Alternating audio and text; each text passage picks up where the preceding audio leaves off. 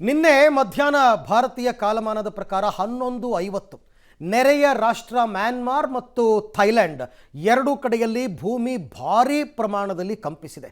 ತೀವ್ರತೆ 7.7 7.2ರಷ್ಟಿತ್ತು. ಅದಾದ ಬಳಿಕವೂ ಕೂಡ ಇವತ್ತು ಬೆಳಗಿನ ಜಾವ 4:15ರ ತನಕ ಪಶ್ಚಾತ್ ಕಂಪನಗಳು ಆಗ್ತಾನೇ ಇದೆ. ಭೂಮಿ ಕಂಪನದಲ್ಲಿ 144ಕ್ಕೂ ಹೆಚ್ಚು ಮಂದಿ ಬಲಿ. ಐ ರಿಪೀಟ್ ನೋಡಿ, 144 ಅಂತಕ್ಕಂಥದ್ದು ಈ ಕ್ಷಣದ ನಂಬರ್. ಪ್ರತಿ ಗಂಟೆಗೂ ರೈಸ್ ಆಗ್ತಿದೆ. ಒಂದು ಮಾಹಿತಿಯ ಪ್ರಕಾರ ಮ್ಯಾನ್ಮಾರ್ನಲ್ಲಿ ಮತ್ತು ಬ್ಯಾಂಕಾಕ್ ಸೇರಿ 200ಕ್ಕೂ ಹೆಚ್ಚು ಜನ ಮೃತಪಟ್ಟಿದ್ದಾರೆ. 800ಕ್ಕೂ ಹೆಚ್ಚು ಜನರಿಗೆ ಗಾಯವಾಗಿದೆ. ಸಾವಿರಾರು ಜನ ಕಣ್ಮರೆ. ಇದು ಆತಂಕ. ಯಾಕೆಂದರೆ ಎಲ್ಲ ಗಗನಚುಂಬಿ ಕಟ್ಟಡಗಳು ಧರೆಗುರುಳಿವೆ. ಅದನ್ನೆಲ್ಲ ತೆಗಿಬೇಕು. ಅದು ಒಳಗಡೆ ಯಾರ್ಯಾರು ಇದ್ದಾರೋ, ಎಷ್ಟು ಜನ ಸಿಕ್ಕಾಕೊಂಡಿದ್ದಾರೋ ಗೊತ್ತೇ ಇಲ್ಲ. ಈಗ ಎರಡೂ ದೇಶಗಳಲ್ಲಿ ಸದ್ಯಕ್ಕಂತೂ ರಕ್ಷಣಾ ಕಾರ್ಯ ಮುಂದುವರಿತಾ ಇದೆ. ಬಟ್ ಜನರ ಆತಂಕ ಇನ್ನೂ ಕಡಿಮೆ ಆಗಿಲ್ಲ. ಯಾಕೆಂದರೆ ಮೇಲಿಂದ ಮೇಲೆ ಭೂಕಂಪ ಆಗ್ತಾನೇ ಇದೆ.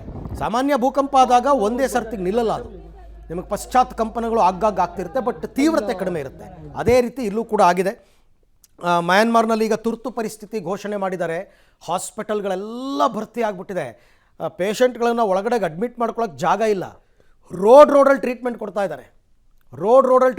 ಇದ್ದಾರೆ. ನೀವು ನೋಡ್ತಾ ಇರ್ತಕ್ಕಂಥ ದೃಶ್ಯ ಮಾಂಡಲೈ ಅಂತಕ್ಕಂಥ ಪ್ರದೇಶ. ಇಲ್ಲಿ ಮಸೀದಿ ಕುಸಿದು 20 ಮಂದಿ ಸಾವನ್ನಪ್ಪಿದ್ದಾರೆ. ಪಾಪ ಅವರೆಲ್ಲ ಪ್ರಾರ್ಥನೆ ಸಲ್ಲಿಸ್ತಾ ಇದ್ರು. ಹಬ್ಬದ ಸಂದರ್ಭ, ಇನ್ನೊಂದು 2 ದಿನ ಆದರೆ ಹಬ್ಬ ಮಾಡ್ಬೋದು ಅಂತಿದ್ರು. ಎಲ್ಲ ಮೃತಪಟ್ಟಿದ್ದಾರೆ. ಇನ್ನು ಟವುಂಗಾ ಅಂತಕ್ಕಂಥ ಮತ್ತೊಂದು ಪ್ರದೇಶ, ಸಂತ್ರಸ್ತರ ಶಿಬಿರ ನೆಲಸಮ ಆಗಿದೆ. ಇಲ್ಲೊಂದು 5 ಜನ ಮೃತಪಟ್ಟಿದ್ದಾರೆ. ದೃಶ್ಯದಲ್ಲಿ ತಾವೀಗ ಅದನ್ನು ಗಮನಿಸ್ತಾ ಇದ್ದೀರಾ. ಟವುಂಗಾ ಅಂತಕ್ಕಂಥ ಪ್ಲೇಸ್ ಇವೆಲ್ಲವೂ ಕೂಡ ಮ್ಯಾನ್ಮಾರ್ನಲ್ಲಿ ಬರ್ತಕ್ಕಂಥ ಪ್ರದೇಶಗಳು. ಮ್ಯಾನ್ಮಾರ್ನಲ್ಲಿ ಇನ್ನು ಮಾಂಡಲೈ ಐಕಾನಿಕ್ ಅವಾಸ್ ಸೇತುವೆ ಕುಸಿತವಾಗಿರ್ತಕ್ಕಂಥದ್ದನ್ನು ಕೂಡ ತಾವು ಗಮನಿಸ್ತಾ ಇದ್ದೀರಾ. ಬ್ರಿಟಿಷರ ಕಾಲದಲ್ಲಿ ಕಟ್ಟಿದ್ದಂತಹ ಸೇತುವೆ ಇದು. ಈ ದೇಶವನ್ನು ಕೂಡ ಬ್ರಿಟಿಷರು ಆಳಿದ್ರು. ಆ ಸಂದರ್ಭದಲ್ಲಿ ಅವರು ಕಟ್ಟಿದ್ದ ಸೇತುವೆ, ಒಂದು ರೀತಿ ಮೆಮೊರಬಲ್ ಸೇತುವೆ, ಅದು ಕೂಡ ಕುಸಿತವಾಗಿದೆ.